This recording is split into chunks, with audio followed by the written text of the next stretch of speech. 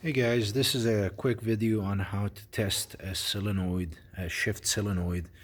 This solenoid here came out of a 2012 Toyota Corolla, and I just got this connected to my jumper pack.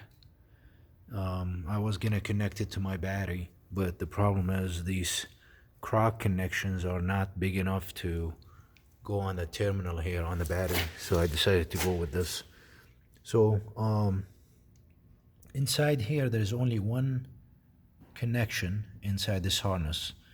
I have it I'm using my crock connection to that terminal inside this harness, the plug, and this is going to the positive, and then I have the negative. All I have to do is just test this if it's working. You can look at it moving by touching this ground to this solenoid. I can hear it clicking, so it is working. If we flip this, let's see if we can see anything.